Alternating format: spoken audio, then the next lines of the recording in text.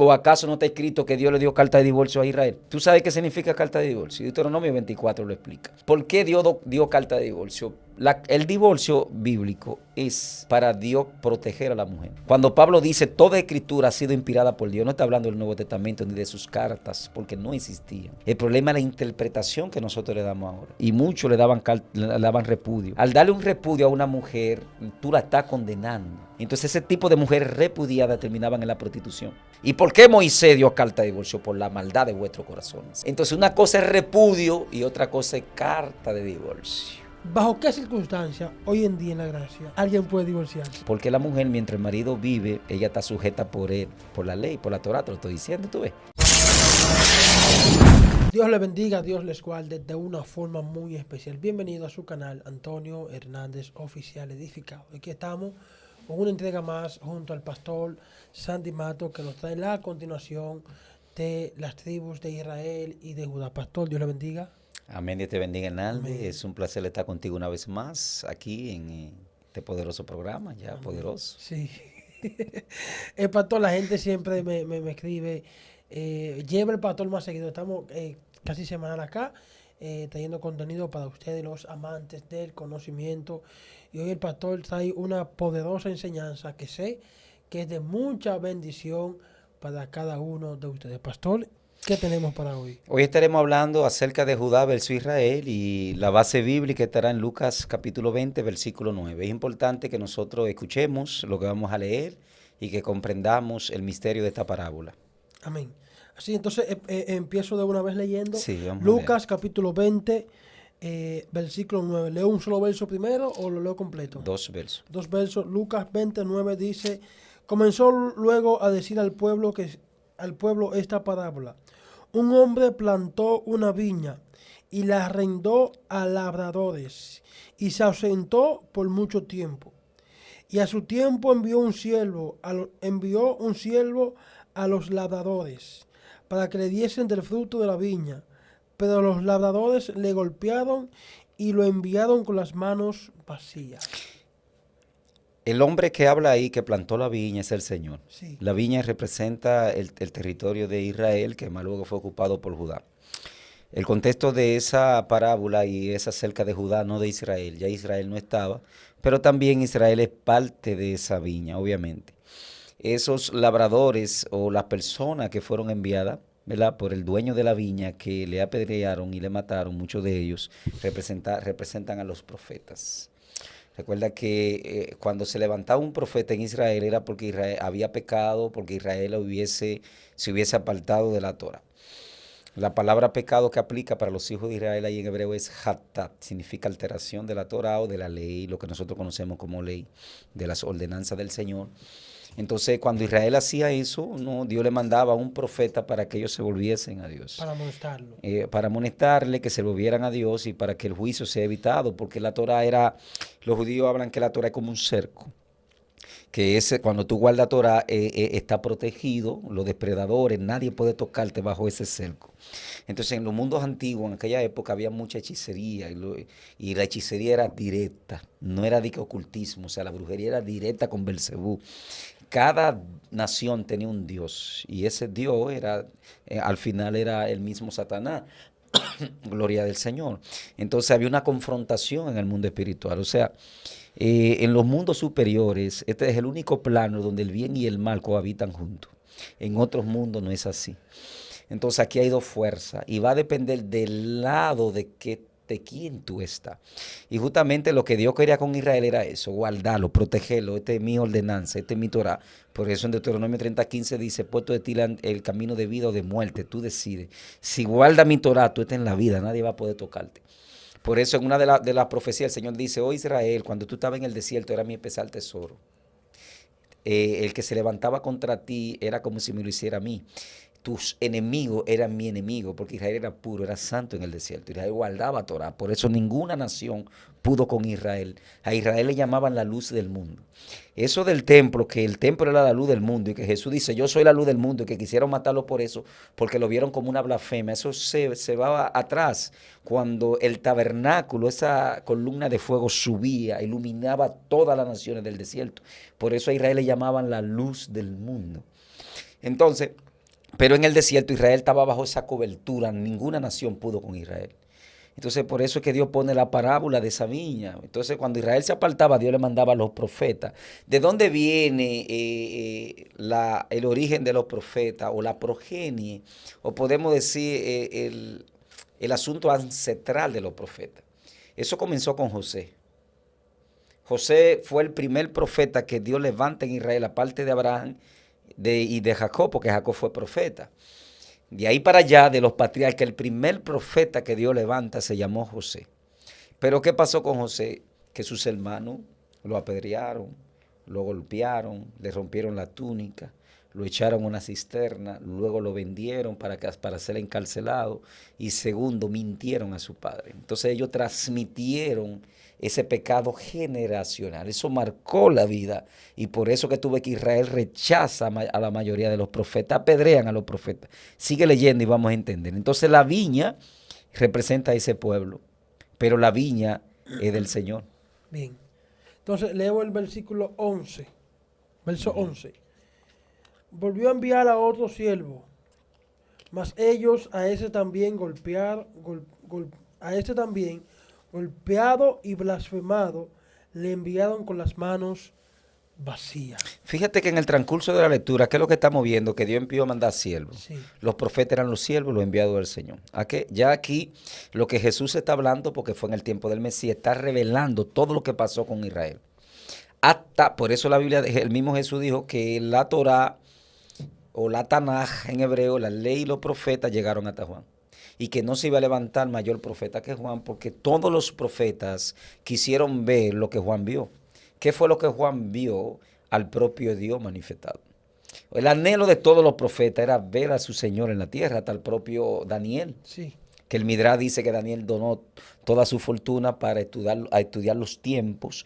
Pasaron 5 siglos y los sabios del oriente eran personas orientales, eran orientales de Setura, de la segunda esposa de Abraham, que estaban conectados a la escuela neobabilónica que tenía Daniel. Y eso a través de los tiempos, de los siglos fue llegando, porque Daniel no solo era profeta, era astrónomo y era astrólogo, era un tipo con unos niveles altos y él dona parte de su fortuna, eso lo dice el Midrash. Entonces de ahí para acá, entonces los sabios del oriente, cuando hubo una alineación planetaria, donde la estrella empezó a guiarlo, ellos vinieron, le trajeron tesoro al Señor. Que eso se lo mandó Daniel, según el Midrash, 500 años atrás. Sí. Entonces todos los profetas quisieron ver al Señor manifestado. ¿Qué es lo que hace grande a Juan? Cuando su ministerio lo que dura 6 meses, que él preparó el camino y pudo ver a su Dios manifestado en la tierra. Por eso cuando Juan le manda a decir al Señor que si era él el que había de esperar, lo esperábamos otros. Juan lo que se estaba asegurando ya de que ya su ministerio ya tenía que terminar. O sea, la respuesta del Señor hacia Juan era, gloria a Dios, de que ya su ministerio terminó. Cuando Jesús le responde que era la última señal que tenía Juan, porque Juan tenía señales específicas de quién era el Mesías, esa era la última señal. Dígale a Juan que quién es que sana a los enfermos, pone la mano sobre los ciegos y ven, sobre los paralíticos y se paran, y los muertos se levantan, y a los pobres anunciado el evangelio del reino. Ya era la clave que Juan sabía, ya mi ministerio terminó. Por eso él dice, es necesario que yo mengüe para que él crezca. El ministerio de Juan lo que dura son 6 meses. Entonces, eso es lo que hace grande a Juan, porque él preparó el camino y él vio lo que todos quisieron ver. Por eso en Cristo se cumple la ley y los profetas, porque tanto la Torá como los profetas hablaron de él. Óyeme, todo lo que tiene que ver con Torá, todo lo que tiene que ver con los profetas, libros poéticos, libros históricos, están dedicados a él. A Yahshua HaMashiach, a Jesús de Nazaret. Por eso es que ya cuando Jesús viene, lo que está relatando todo lo que Dios ha querido hacer con Israel. Le mandó a los profetas, gloria al Señor, mandaba a las naciones para ver si se volvía a Dios, pero al final terminó como ya Israel no estaba ahí, ya Israel estaba esparcido. ¿Quién era que estaba ahí? Judá. Entonces Judá se adueña, no tanto de Judea, sino de todo el territorio de Israel. O sea, ya esta viña es mía, hasta el punto que tú vas a seguir leyendo. Vamos a seguir leyendo ahora para que tú veas. ¿A quién envía el Señor? Ya no envía a los siervos que representaban a los profetas. ¿A quién termina enviando? Volvió a enviar un tercer siervo, mas ellos también a ese echaron fuera herido. Entonces el Señor de la villa dijo, ¿qué haré? Enviaré a mi hijo amado. Quizás cuando le vean a él, le tendrán respeto. ¿Enviaré a quién? A mi hijo amado. A mi hijo amado. De tal manera, Juan 3:16, amó Dios al mundo que envió a su Hijo unigénito para que todo aquel que en él crea no se pierda, mas tenga vida eterna. Fíjate ya la última instancia del transcurso de los tiempos, cómo Dios vendía enviando. Estamos hablando de un proceso de 2000 años, ¿no? Desde Abraham hasta que se dio la Torá hasta el Mesías, estamos hablando de un proceso de 2000 años aproximadamente, porque desde Adán hasta Abraham pasaron 2000, desde Abraham hasta el Mesías pasaron 4000 años, por la profecía del Malaquías capítulo 3, versículo 4. En ti nacerá el sol de justicia. Se debía entender que la profecía, el Mesías debió venir 4000 años después de Adán, y justamente el Mesías vino 4000 años después de Adán, en el año 27 de Tiberio César. O sea que los profetas, después de José, ¿verdad? Que Dios levanta a Moisés, después de Abraham, estaba mandando un periodo de 2000 años. Dios mandándole profetas, Dios mandándole enseñanza, Dios guardando, Dios protegiéndolo. Y al final, ¿qué tuvo que hacer Dios? Yo iré. Y por eso ahí lee, ahí donde el Señor dice, yo enviaré a mi hijo. Versículo 13 dice, Lucas, para los que están entrando ahora, Lucas 20, Lucas 20:13. Entonces el Señor de la viña dijo, ¿qué haré? Enviaré a mi hijo amado. Quizás cuando le vean a él, le tendrán respeto. Ajá. ¿Y qué hicieron con el hijo amado? Mas los labradores, al verle, discutían entre sí, diciendo, este es el heredero. Venid, matémosles, para que la herencia sea nuestra. Ajá. ¿Quién era el heredero? Jesús. Jesús de Nazaret. Por eso Jesús lo que está narrando en esa viña, el transcurso del tiempo de los hijos de Israel, cómo Dios mandaba a la profeta hasta que él. Pero ¿qué pasó ahí? Que Judá se enseñoreó de la tierra de Israel. Por eso dice, esta tierra es de nosotros. Si lo matamos a él, nos quedamos con la herencia. ¿Cuál es la respuesta? Sí, vamos a leer el último versículo. Versículo 15. Y le echaron fuera de la viña y le mataron. Entonces el Señor le hace una pregunta. ¿Qué pues les hará el Señor de la viña? Ajá. Entonces, ¿qué pasó con el Mesías aquí? Que matan al Mesías, por eso dice, a los suyos vino, mas los suyos no le recibieron. Mas aquellos que le recibieron le dio potestad a ese llamado Hijo de Dios. La parábola que el Señor le hablaba a los hijos de Israel o también a Judá, no era para que ellos la entiendan, sino para ponerlo a pensar. Ahora, ¿quién Dios le revelaba los misterios del reino? A sus seguidores, a los que el Señor sabía que enteramente se entregaron, que lo iban a amar, que lo iban a respetar. No tanto eso, sino que iban a valorar su llamado. Porque hay gente que está en estos caminos, pero no valoran su llamado. Lo estropean, lo maltratan. Y llega un tiempo de que ya ni siquiera se han dado cuenta que Dios no está con ellos. Esto es un asunto serio. El apóstol Pablo dice, si Dios no perdonó a Israel, mucho menos a nosotros. O sea, y Santiago dice que hay de los pastores que convierten la gracia en libertinaje. Yo tengo que respetar el ministerio, yo tengo que respetar al Señor. Entonces hay muchos ministros que no respetan a nadie, no respetan al ministerio. Se creen autosuficientes, hay mucho autenticismo dentro de la iglesia evangélica. Y no sabemos que la humildad y la sencillez del alma es lo que Dios busca. Y eso fue lo que le pasó a Judá. Judá, debido a su riqueza, y hay gente que creen que la parábola, te decía fuera de cámara, que la parábola del rico y Lázaro es más fuerte. Sea el nombre del Señor bendito. La parábola del rico y Lázaro es más fuerte que esa. Por la parábola del rico y Lázaro también está relacionada con Israel y Judá, que nosotros en Occidente la malinterpretamos. Nosotros no podemos interpretar la vida conforme a la Biblia, conforme a Occidente. La Biblia debe interpretarse conforme a Oriente, porque a ellos fue dada. Entonces esa parábola representa también lo mismo, Israel y Judá, pero aquí se relaciona con el Mesías ya que ellos lo matan. Pero en la parábola del rico y Lázaro representa ya el Mesías ya reinando. El Mesías ya en otro nivel, pero aquí representa al Mesías cuando viene como hijo y que Judá se enseñorea de la viña y mata al propio hijo del dueño de la viña. Sí. ¿Entiende ya? Entonces, Judá, debido a la riqueza que vivió, se enriqueció y se cegó. ¿Por qué? Porque el Mesías, ellos lo estaban esperando de una óptica política, no de una óptica espiritual. Entonces tú no puedes manifestar, tú no puedes revelar al Mesías, o sea, tú no puedes interpretar la Biblia, la palabra correcta, desde una óptica solamente política. No puede interpretar la Biblia de una óptica histórica solamente. Te va a frisar, porque es justamente lo que está pasando en este tiempo. Que hay muchos ateos y muchos historiadores que interpretan la Biblia de manera histórica y de manera política. Eso fue lo que le pasó a Judá. Judá estaba esperando un Mesías político como David, no un Mesías espiritual o divino.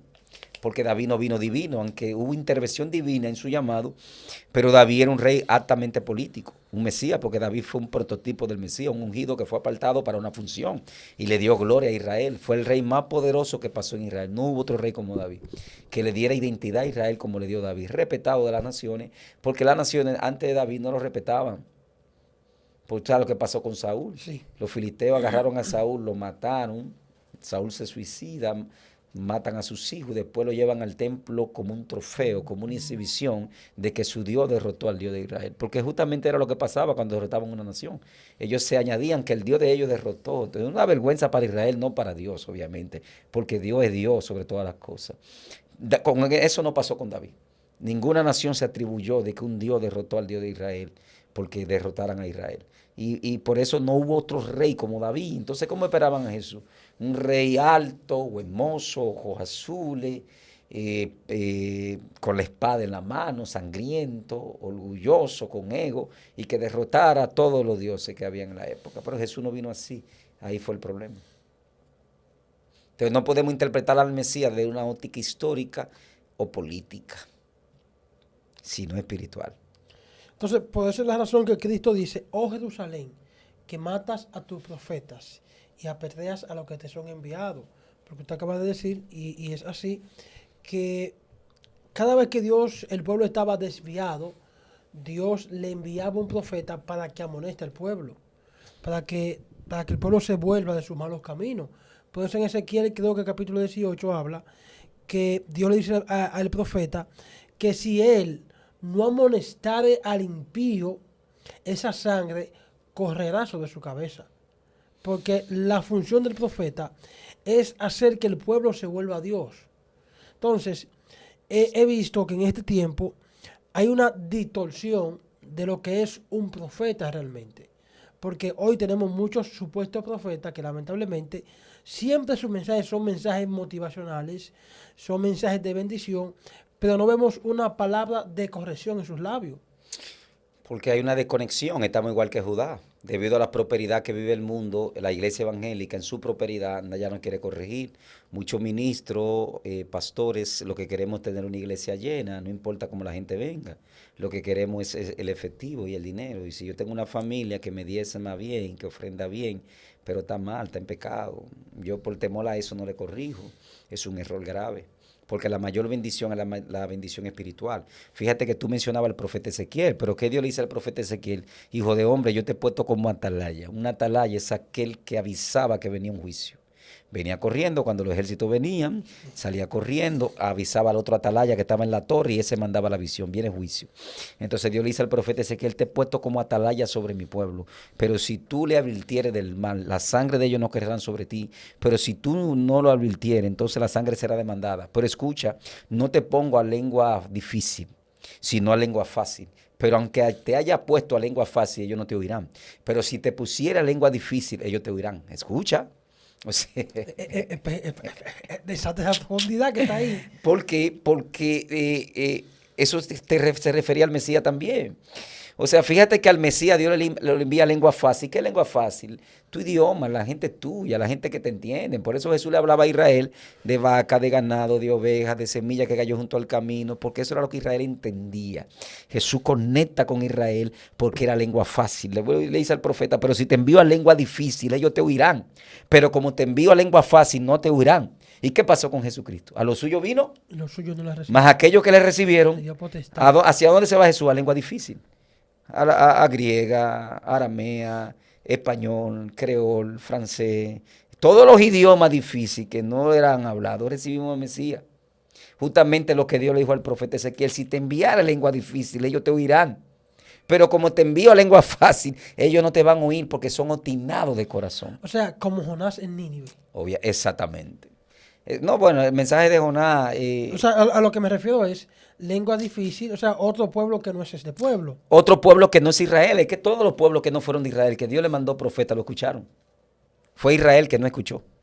Y por eso está así. Pero ¿cuál es la grandeza de Dios? Que aún siendo Israel como él, cumplió su meta, su propósito hacia las naciones. Porque eso es lo que lo hace Dios también. Entonces, pastor, es más difícil predicarle a cristianos que predicarle a gente impía. Pero tú sabes que tú una vez me invitaste a tu iglesia, eso hace como 13 años, 12 años atrás, Cuando yo me congregaba. donde tú te congregabas. Y yo le di un mensaje ahí poderoso de parte de Dios, pero de ahí no me volvieron a invitar más. ¿Por qué no me invitaron más? Porque la palabra hay que ser humilde para recibirla. Todo el que me conoce a mí como predicador sabe que yo lo que hago es predicar la palabra. Yo ni siquiera voy a adoctrinar a nadie ni hablar cosas personales, pero voy con la palabra. Pero la palabra es una espada de doble filo, por eso de doble filo. Por eso Jesús dijo, no crean que yo he venido a traer paz en la tierra, yo he venido a traer la espada, poner el padre contra el hijo y el hijo contra el padre. El que no entiende eso no es literal, eso es espiritual. Si tú no entiendes eso, tú vas a entender que el Mesías vino a traer paz. ¿Y qué es lo que dice la Biblia acerca del Mesías? Que vino a traer la paz perdurable hacia Israel. Entonces tú no puedes interpretar eso de manera literal. ¿De qué paz estaba hablando Jesús? De la palabra de Dios. Pablo lo dice, tomar la espada del Espíritu, que es la palabra de Dios. Y que la palabra es una espada de doble filo. Y la palabra no va solamente dirigida hacia un solo lado. O sea, si yo no estoy bien como predicador o como pastor y estoy predicando la palabra me va a golpear a mí, porque estas palabras te salvan, pero también te condenan. ¿Y qué fue lo que pasó con Israel? Cristo vino a traer la palabra porque él es la Torah viviente, él es la palabra viviente. Pero, ¿qué dice Jesús ahí cuando él dice, no he venido a traer paz sino espada? He venido a poner el padre contra el hijo. He venido O a la traer madre contra la el hija. padre contra el hijo, el padre, exactamente. Pero ¿qué pasó con Israel? Israel no recibió esa espada, que es la palabra de Dios.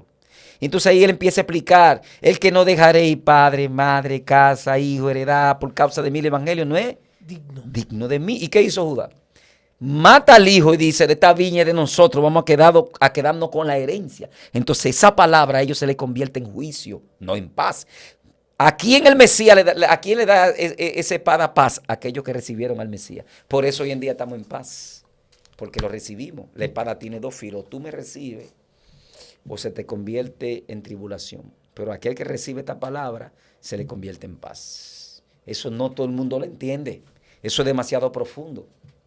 Por eso en Lucas capítulo, no me acuerdo cuál es el capítulo, si es 22, hay un capítulo que dice, en Lucas que dice, pero no tengan miedo vosotros de las tribulaciones que ha de venir, aquellos que han creído en mi palabra.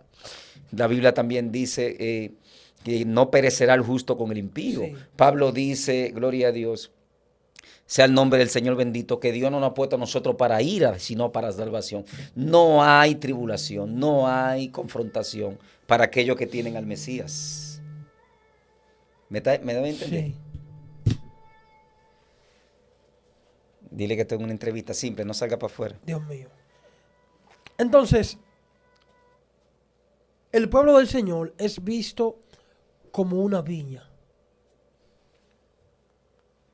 Entonces, Él, el Señor de la viña, el dueño de la viña, aquí es donde empezamos a leer, dice que arrendó, ok, aquí,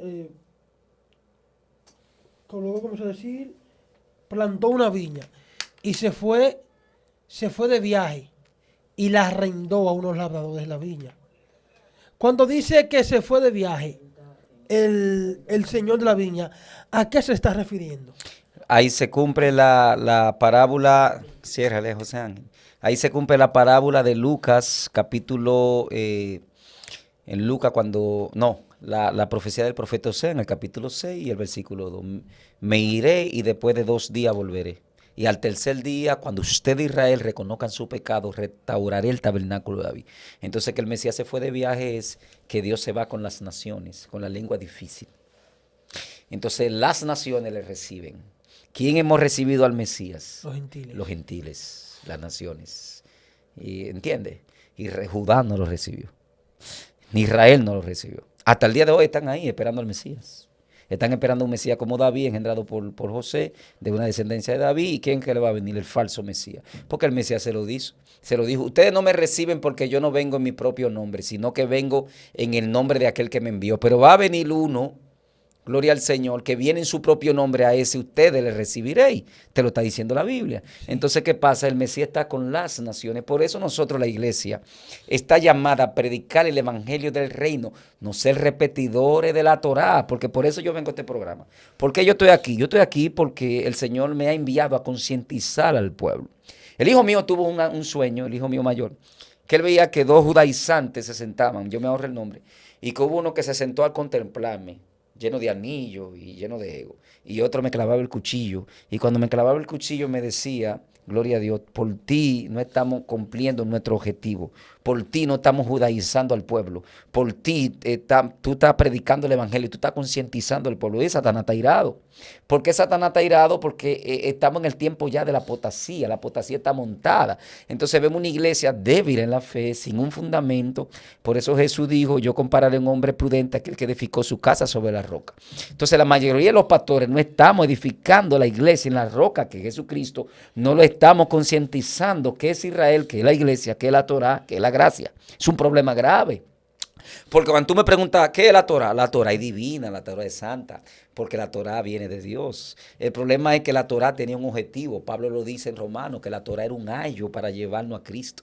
¿Qué es un ayo? Es un instructor, un puente que nos lleva hacia el Mesías. Entonces ya la Torá nos lleva hacia dónde? Hacia Cristo Jesús. Ahora no podemos hablar de las letras literales, sino de las letras espirituales, que el Dabar divino, que la esencia, esa Dabar se hizo carne y habitó entre nosotros.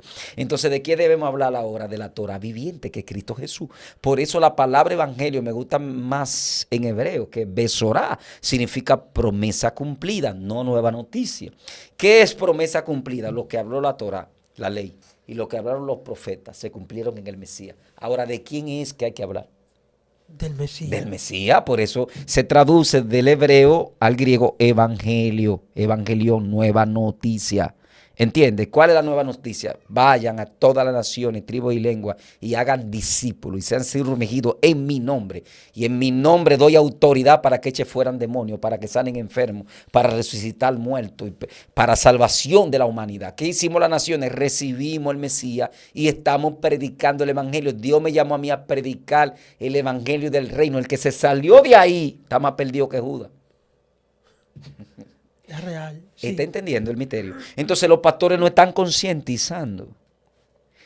Inviten a los teólogos que han nacido de nuevo, porque hay una línea de teólogos y de personas que se han ido a la cultura hebrea que no han tenido nunca un encuentro con Cristo. ¿Y cómo sabemos que no tienen un encuentro con Cristo? Cuando empiezan Hashem, Elohim, Baruch Atah Adonai, que ya no se le puede decir Jesús, que ya no se le puede decir Jehová. Están revelando que no tienen un encuentro con el Señor, que nunca han tenido, no han nacido de nuevo. Porque a Dios no lo mueve como tú lo menciones. Tú lo puedes mencionar en querubín, arcángel o serafín. Si tú no tienes una relación con el Espíritu Santo, si tú no sabes quién es el Espíritu Santo, si tú no has nacido de nuevo, tú vas a golpear, porque ya no le estamos hablando a lengua difícil, le estamos hablando a personas que entienden. Por eso Jesús dijo, mi mensaje, por más torpe que sea, no se van a extraviar. Porque es el evangelio. Jesús lo que quiere que hablen de él, que murió, resucitó, que venció la muerte, que en él tenemos salvación, que él es el camino, que el descanso está en él. Cristo es que va a traer la fiesta, señores. Nadie puede restaurar la fiesta. Nadie puede restaurar los tiempos. Él lo va a restaurar. Él va a traer el día del Señor nuevamente en el milenio. Él va a traer las fiestas que son del Señor, que en los tiempos fueron quitadas. Nosotros estamos llamados a llevar el evangelio de salvación.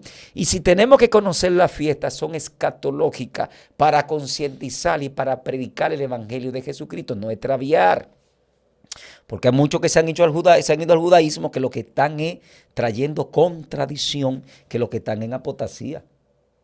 Wow. Me gustó la parte que usted habló de Pablo, que dice que la ley era nuestro ayo, alguien que encaminaba al niño al estudio, que los guiaba. Entonces, si la ley era, está hablando de un verbo pasado, era nuestro ayo, es porque no tenemos ya por qué seguir guardando estos rituales, no tenemos por qué seguir cumpliendo con las cosas que están ahí escritas. Tenemos que cumplir con lo que Cristo estableció. Por eso Él dijo, escuchaste que fue oído en los antiguos esta cosa, pero yo digo esto. O sea, Jesús vino a establecer el evangelio de la gracia. Y es lamentable cómo tantas personas se están fundamentado en la Torá, en lo que dice la ley mosaica y no realmente en lo que dice el evangelio. Y es lamentable cuando nosotros nos desviamos del verdadero camino por seguir y escuchar gente que no tienen el espíritu. Es muy lamentable, pastor, que tenemos gente ungida siendo instruido por gente que no cree en la unción. Lo están, y he visto gente que predicaban de una forma poderosa en Dios, con una unción terrible, y se detuvieron a escuchar gente que no creen en lo que ellos tienen, y les robaron, le menguaron la unción. Obviamente, pero Pablo lo dice, se lo dice a los Gálatas. ¿Ustedes recibieron el Espíritu Santo por la predicación del Evangelio o por los rituales de la Torah? Por la predicación del Evangelio recibimos el Espíritu Santo, responden los Gálatas. Sí. Entonces Pablo le dice, oh Gálatas insensato, ¿cómo habéis comenzado en el Espíritu y habéis terminado en la carne? Sí, sí, nosotros estamos bajo la Torá del Espíritu, que es el Mesías. Por eso en el Nuevo Testamento tú no puedes interpretar al Mesías ni de manera política, ni de manera religiosa, ni de manera histórica. Debe interpretarlo de manera espiritual. Cristo vino a establecer un trabajo espiritual. Porque muchos dicen, él no era el Mesías porque él no vino con la 10 tribus. Él no podía venir con la 10 tribus de manera política, porque las 10 tribus estaban esparcidas por todas las naciones, tribus y lenguas. ¿Cómo le iba a recoger? Iba a tirar una atarraya para recogerla todas juntas. Por eso él pone una señal. Esta generación adúltera y fornicaria demanda señal. Más señal no le será dada, la señal de Jonás 3 días y 3 noches en el vientre del pez, porque el Mesías tenía que durar 3 días y 3 noches en el corazón de la tierra para poder libertar a las 10 tribus que estaban perdidas. ¿O acaso no está escrito que Dios le dio carta de divorcio a Israel? Sí. ¿Quiere que nos sentemos ahí unos minutos? Déjale para allá. ¿Tú sabes qué significa carta de divorcio? Deuteronomio 24 lo explica. ¿Por qué Dios dio carta de divorcio? El divorcio bíblico es para Dios proteger a la mujer. Espérese. Explíquenos eso, Mato, porque el tema del divorcio es un poquito como espinoso. Y la gente, yo quiero que usted sea usted quien nos habla acerca de eso. El tema del divorcio no es espinoso. El tema del divorcio es algo sencillo. Simplemente se estableció para Dios proteger a la mujer. Dios cuida a la mujer. Tú no puedes sacarlo de ahí porque está en Deuteronomio 24. Cuando Jesús habla mi palabra, el que no guarda mi palabra, el cielo y la tierra pasará, pero mi palabra permanecerá. Yo no he venido a evadir mi palabra, sino a hacer el cumplimiento de la misma. Jesús no está hablando del Nuevo Testamento, porque el Nuevo Testamento no existía. Él estaba hablando de la Tanakh. Cuando Pablo dice toda escritura ha sido inspirada por Dios, no está hablando del Nuevo Testamento ni de sus cartas, porque no existían.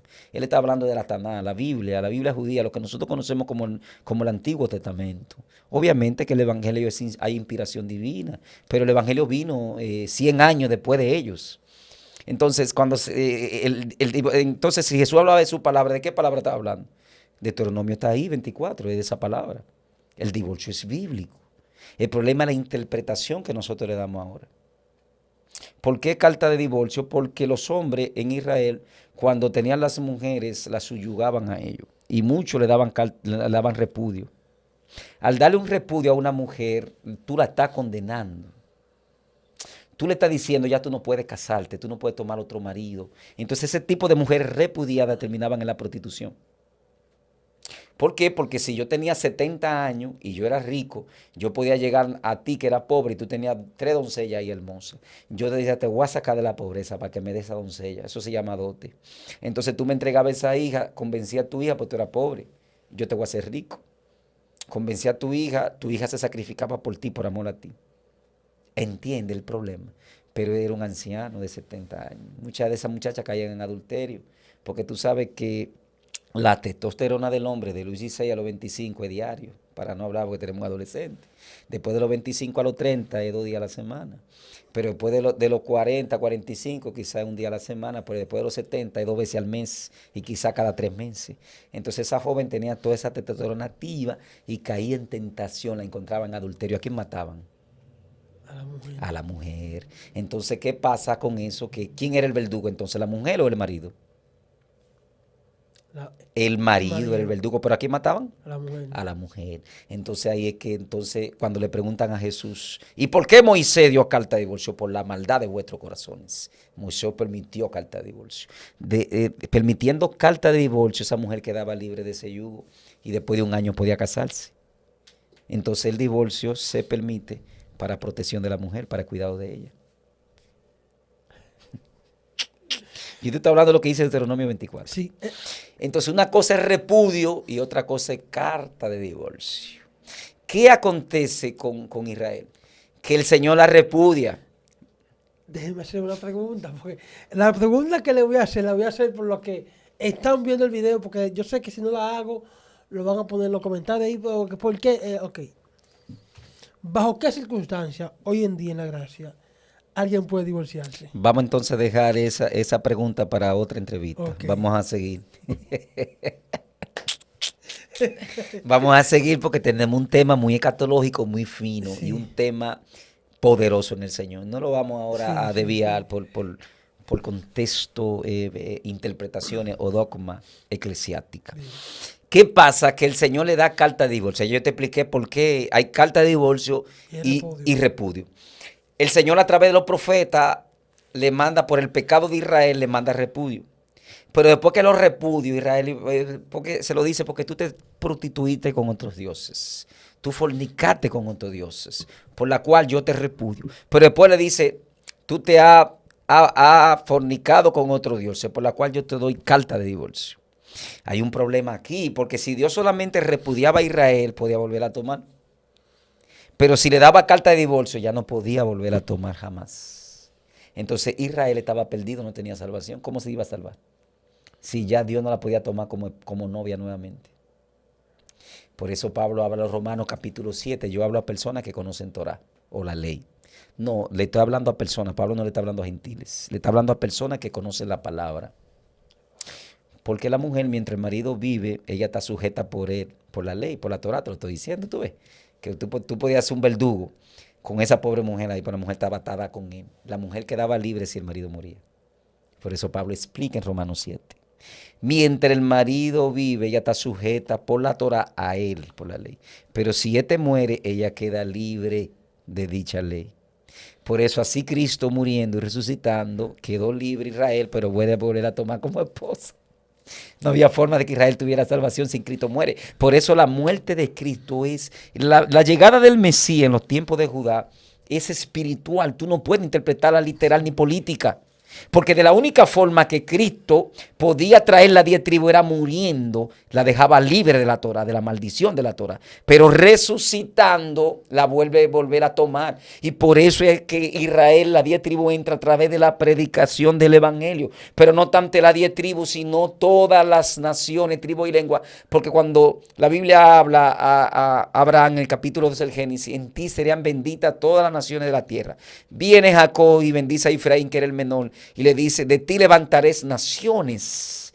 ¿Y qué hace José? Señor, pero espérate, Manasés es el primogénito. Sí, de él levantaré también un pueblo, pero de él te levantaré naciones. ¿Y cuáles son las naciones? La predicación del evangelio. Nosotros somos lo que hemos venido por la predicación del evangelio. Entiende el misterio. Esto está bueno. Este podcast me está encantando. Usted dijo algo, Romano. La mujer está sujeta por la ley. Está hablando de la ley mosaica. Entonces, se ha interpretado, mucha gente, que habla de la ley de que una gente firma en un juez civil. De que está sujeta por la firma que se hizo en un juez civil. A ti te gusta ese. No, yo le hago. Escarbando. No, le hago la pregunta. Porque es algo que la gente siempre me pone. Lo que pasa es que la Torah son 613 leyes en accesión de los 10 mandamientos, que son 10, si los unimos son 623, pero esas leyes se dividen en varias partes, leyes judiciales, leyes ceremoniales. Ahí entre las leyes ceremoniales. Entre las leyes ceremoniales era cuando tú establecías un pacto. Ahora, la boda de Occidente no es la boda de Oriente, porque en la boda de Occidente el novio espera a la novia. En la boda de Oriente, la novia es que espera el novio. Son dos cosas diferentes. En una boda judía no se firma un papelito como se firma así, porque la boda de Occidente es canónica. La boda judía es torástica. Son dos cosas diferentes. O sea, el matrimonio que nosotros usamos es el matrimonio canónico que estableció Constantino después del 323 y era un asunto de finanza. Era para proteger mi finanza y para proteger al imperio también, de que para tú ser ciudadano romano tenía que optar por un matrimonio. Entonces así se protegía el imperio y tú protegías tus dineros. Un asunto de riqueza. Tú no le dabas tu dinero a todo el mundo. Entonces, ¿cuál es el matrimonio que usamos los evangélicos? ¿El bíblico o el canónico? Es el canónico, es el matrimonio católico, no el bíblico. Ay, Dios mío. ¿Entiendes? Ahora, la pregunta sería, ¿son esas leyes malas? No, bueno, yo veo eso como una organización de que tú tienes que estar casado, porque ya nosotros lamentablemente estamos gentilizados. O sea, para Dios es válido. El matrimonio es válido, nosotros respetamos ese matrimonio. ¿Cuál es el que vale entonces? ¿Cuando tú vas y firmas al juez civil, que es el canónico, o cuando el pastor te echa la bendición? Explíquenos eso. El que vale es cuando tu pastor te presenta. Ese es el bíblico. Entonces, De nuestra forma, pero es el que Dios escucha. Y cuando tú vas delante de un pastor, y ese pastor es un hombre ungido por Dios, y el pastor te presenta delante de Dios, y el pastor ora por este matrimonio, el que Dios escucha. Entonces ya por Dios tú estás unido. entonces, ¿qué pasa con aquella persona, para que volvamos acá, con aquella persona que se casan en el juez civil, pero no hacen ceremonia y el pastor no le echa la bendición? Están organizados, pero si quieres ser bendecido, ve a la iglesia. No importa que no sea creyente, para que el pastor te bendiga y te presente delante de Dios. Porque un pastor no es cualquier cosa. Un pastor es un malajá. ¿Qué es un malajá en hebreo? Un portador de luz, un mensajero de luz, que fue traducido al griego ángelo, mensajero, pero en hebreo es luz. O sea, un pastor es una persona que tiene que Dios, su oído están atentos a lo que dice el pastor, porque es un ministerio que Dios te ha colocado para que tú seas su portador de luz, su mensajero en la tierra. Entonces, cuando un pastor ora, no es igual que un evangelista, son dos cosas diferentes. El evangelista tiene una función en un terreno diferente. El pastor tiene una función en un terreno diferente. Cuando tú invitas a un pastor a una boda, el pastor está cumpliendo una función. Ahí el cielo se abre y Dios lo escucha. Y ese matrimonio es bendecido, porque el pastor tiene autoridad para bendecir de parte de Dios. ¿Entienden? Porque esa es la función de él como pastor. Entonces lo correcto es que si alguien se casó por el juez civil, vaya a una iglesia y dígale a su pastor que le eche la bendición. Porque vamos a interpretar las cosas de manera correcta, histórica, profética, exegética, de manera política, porque la Biblia es el libro más sabio de la tierra. Por ahí hay gente que dice, ¿y es la Biblia la palabra de Dios? No puede ser la Biblia la palabra de Dios. ¿Cómo la Biblia va a ser la palabra de Dios? ¿Tú crees que la Biblia es la palabra de Dios? Espérese, pastor, explíquenos eso aquí, explíquenos. La Biblia contiene la palabra de Dios y el mensaje de Dios. Porque hay cosas ahí que Dios nunca estaría de acuerdo, pero están ahí. Ven, dame la Biblia, ya leímos. Están ahí. ¿Para qué están ahí?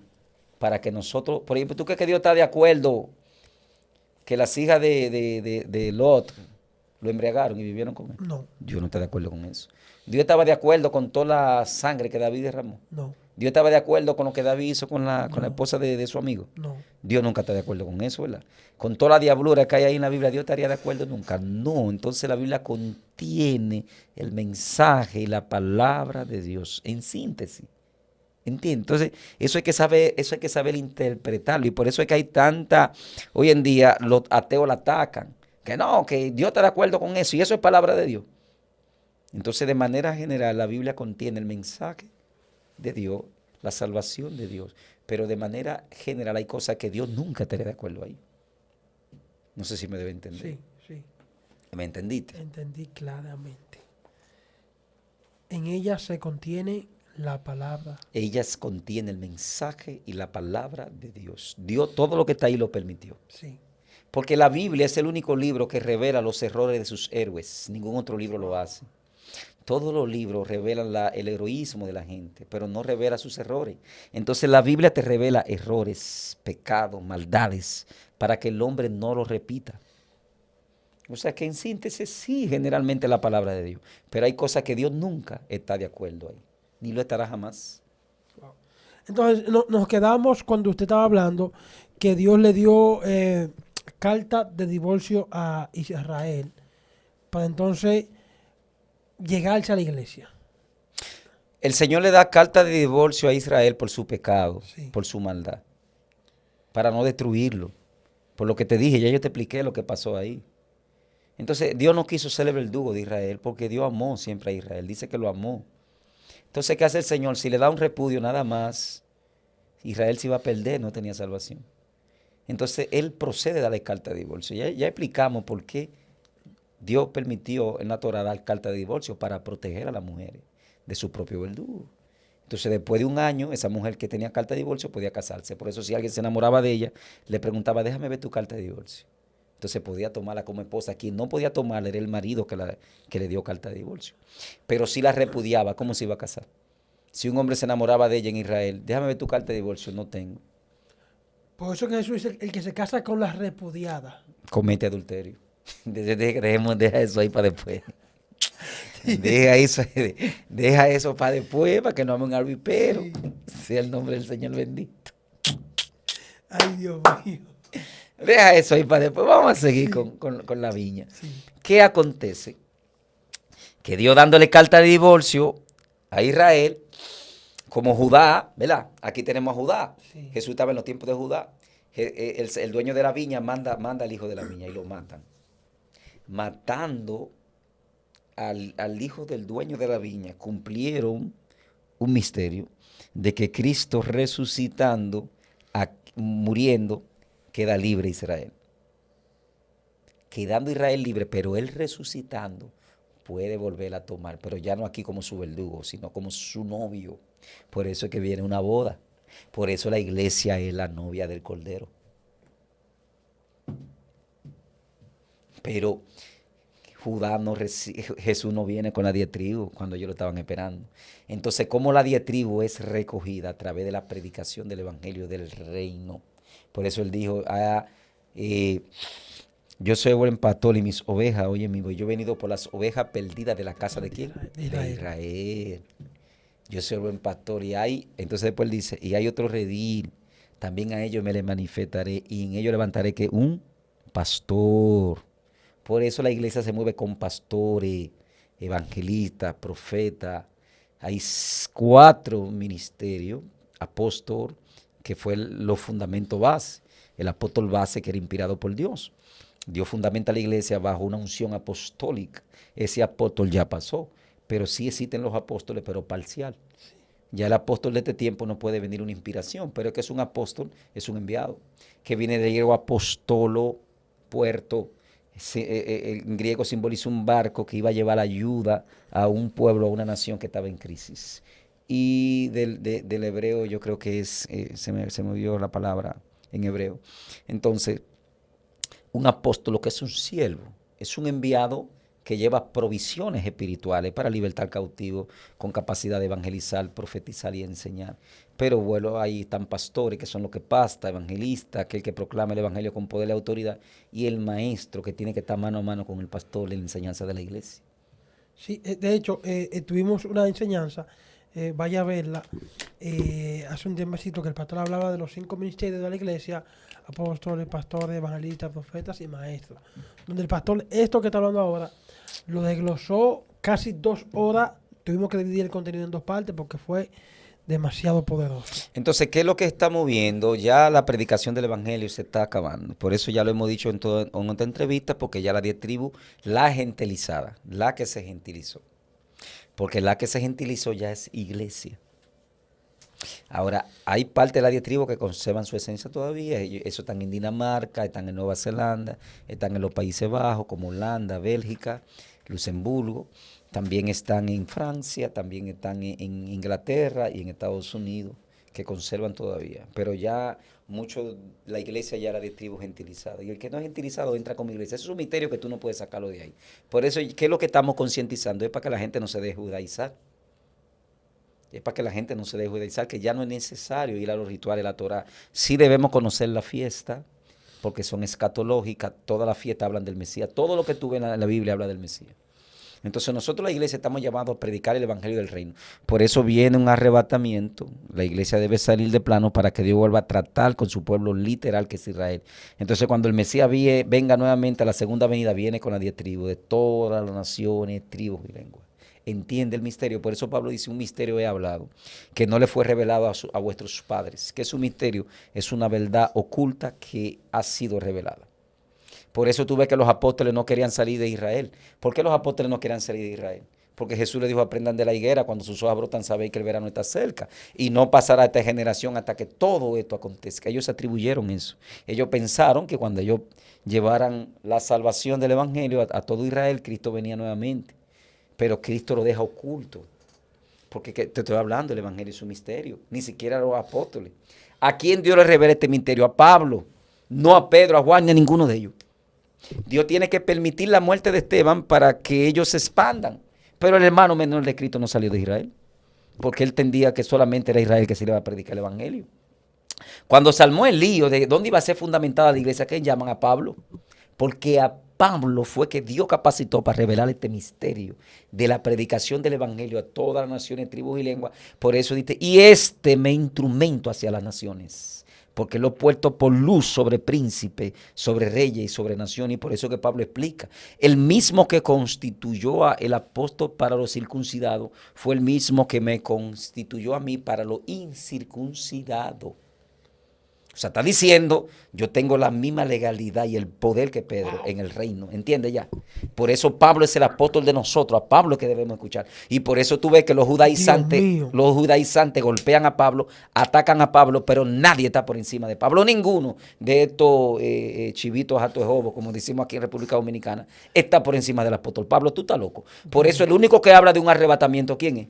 Pedro habló de un arrebatamiento. No. ¿Y Pedro fue arrebatado? Nunca. ¿Entiende ya? Entonces Pablo dice, yo conozco uno, en el espíritu no lo sé, en la carne tampoco, pero fue arrebatado.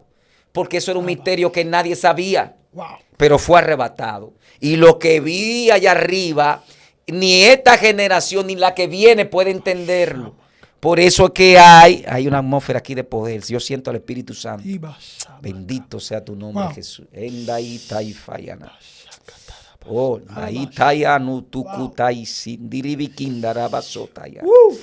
bendito sea tu nombre. Por eso es que tú ves, Hernández, que hay confusión con el arrebatamiento, porque no todo el mundo puede entenderlo.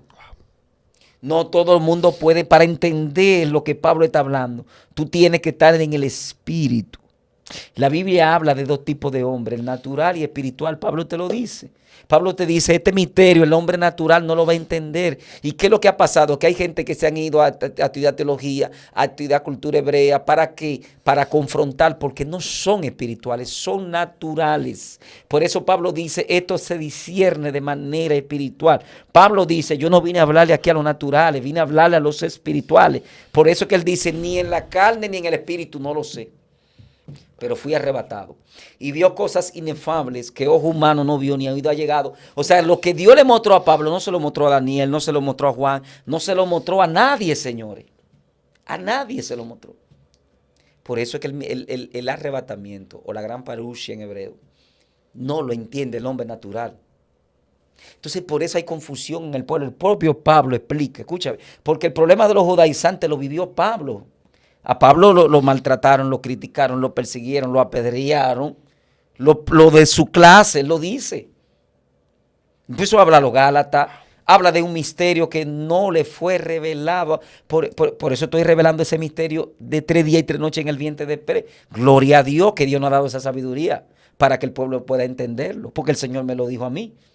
El Señor me dijo, te he puesto para que hablen mi palabra. El Señor me dijo, te he llamado para que vaya a las naciones y lleve mi evangelio. Y el Señor me dijo, y pelearán contra ti como a Jeremías, pero no te vencerán, porque yo estoy contigo para librarte. El Señor me lo ha hablado y me lo ha dicho. El Señor ha hablado a mi vida. Y por eso que hay una confrontación, hay un lío. ¿Y por qué tú crees que los pastores, muchos pastores, no me quieren invitar? ¿Y por qué hay tanto levantamiento, tanto enemigo ministerial? ¿Y cuál es? Si yo no me meto con nadie. Porque no todo el mundo entiende este misterio. Y entonces muchos pastores no son humildes. Son buenos pastores, pero no son humildes. ¿Por qué tú no me invitas? ¿Por qué te llaman a ti? Yo no sé qué fue lo que te dijeron, pero te llaman en la primera entrevista. ¿Qué te dijeron? Revélalo, yo no tengo problema. Tienes miedo. Se puede decir eso. Ah, no se puede decir. Pero como mis caminos no son torcidos delante de Dios, yo no tengo problema, porque mis caminos no son torcidos. Pero es lo que está pasando. La gente, señores, la gente no son libres dentro de las iglesias, Hernando. El evangelio no es religión. Satanás sabe cómo esclavizar a la humanidad bajo dos fundamentos, política y religión. Tiene el diablo esclavizado al mundo. Una área es la política y otra la religión. ¿Qué hacen los pastores haciendo política? Si Dios no te llamó a ti a eso. Y Dios no te llamó a ti a cuidar sus ovejitas, a cuidarle, a protegerla. ¿Qué hacen los evangelistas en política? Y Dios te llamó a ti a hacer política. ¿A qué fue que Dios nos llamó a nosotros? Predicar el evangelio. Los políticos tienen que venir a nosotros, como iban ante el Señor, iban a Pablo. Pero tú viste a Cristo haciendo política. Nunca. O a Pablo.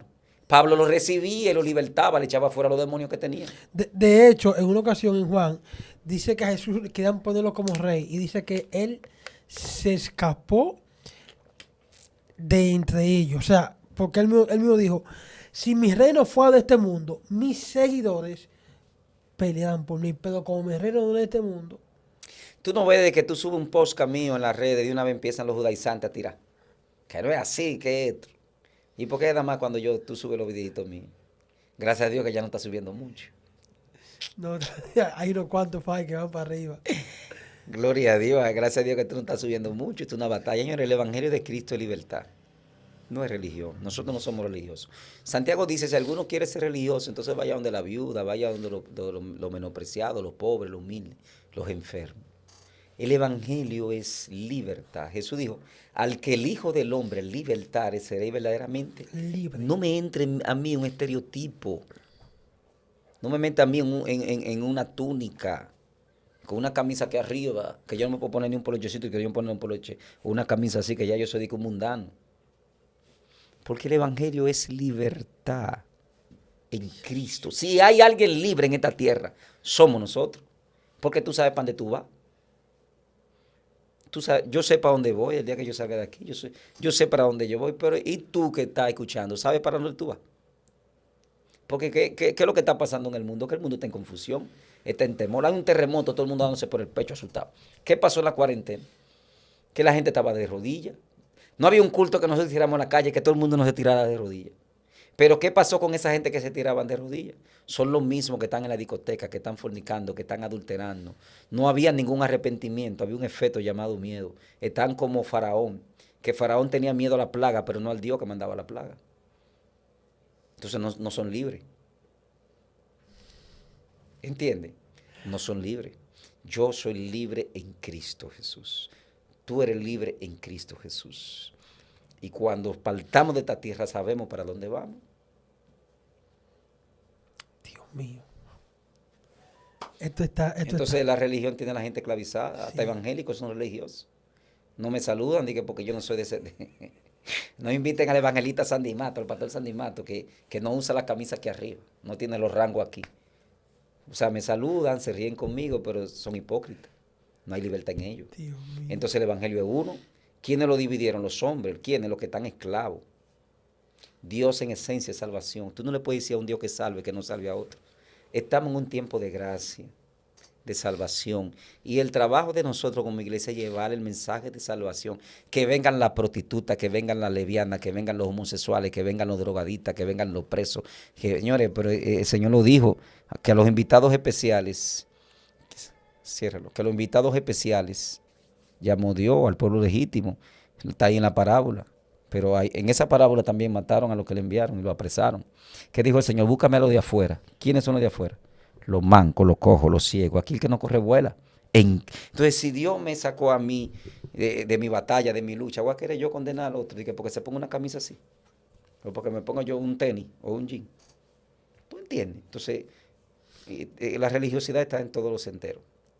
Solamente del Islam tiene Satanás esclavo, hay 1.600.000. Católico tiene casi 800, casi a 1.000 millones de personas esclavizadas. En el Evangelio también hay muchos esclavos dentro. Pues yo no puedo poner de que la iglesia allá, de que van para el zoológico, van para un resort, decirle que no. Ahora, si hay culto, yo digo, haga el otro día que no haga culto. Yo no puedo poner a la gente en una esclavitud si a libertad no ha llamado Jesucristo. Claro que la Biblia dice cómo debemos vestir, cómo debemos hablar, cómo debemos andar, cómo debemos hacer para andar en el Espíritu. Manifiestas son las obras de la carne y manifiesto el fruto del Espíritu. Por tu fruto Dios te va a conocer. Es simple, es un asunto de fruto. Si yo tengo a Cristo en mi corazón y yo soy una persona arrepentida, ¿qué fruto voy a dar? Digno de arrepentimiento. Fruto digno de arrepentimiento. Entonces hay gente que están dentro que no tienen fruto, que sus frutos son contrarios a lo que ellos dicen y a lo que enseñan. Dios mío. Wow. Bueno, este contenido de hoy está demasiado poderoso. Usted necesita compartir esto con alguien más. Sé que hay muchas respuestas a sus interrogantes que tienen ahí, que muchos de ustedes han puesto en los comentarios. Hablen de esto. Pastor lo habló. Yo quiero, Pastor, que como siempre, para las personas que nos están viendo por primera vez, el Pastor tiene una escuela de formación teológica para aquellos que quieran formarse de forma presencial y también de forma virtual. ¿Cuáles días dan clase? ¿Cuáles son los requisitos y cuándo ya empiezan las clases? Ya cerramos el Instituto Bíblico virtual. Abrimos ahora el Instituto Presencial. Todo el que quiera inscribirse en el Instituto Presencial, estamos en la calle Julio de Peña Valdés, número 12, en el barrio Peña Gómez, del sector Los Guaricanos, después de Lo Feo.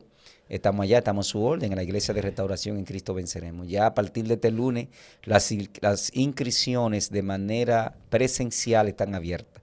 Todo el que quiera capacitarse en la palabra, teología, ciencia, también cultura hebrea, vaya, más que un instituto, somos una escuela teológica, tenemos un elenco de maestros bien preparados en la palabra, estamos ya a su orden. Ese es el presencial. Sí. Pero también el que quiera... Pero perdón, para resaltar, a partir del lunes 7 de abril del 2025. Se abre el presencial. Okay. Pero el que quiera estudiar de manera virtual, online, tenemos unos diplomados. Vamos a dar varios diplomados. Vamos a dar diplomado en escatología. Vamos a dar diplomado del Génesis. Vamos a dar diplomado de Mateos, Lucas, conforme a la cultura hebrea y conforme a la teología. Vamos a dar diplomado en angeliología, demonología. Así que el que quiera estudiar, escríbame. Los diplomados son para personas ya que manejan ciertos conocimientos, pero el que quiera estudiar presencial, vaya al instituto. Dios le bendiga y Dios le guarde. Fue un placer compartir con cada uno de ustedes. Así que aquí le voy a poner el contacto del pastor para que usted se comunique y pueda pues aprender de estos contenidos que están demasiado poderosos para los seguidores del pastor, que Pastor, cuando pasa una semana que no tenemos contenido, empiezan a decir, varón, ¿qué pasó? Aquí estamos de nuevo, así que Dios le bendiga mucho, Dios le guarde y Dios del cielo les bendiga.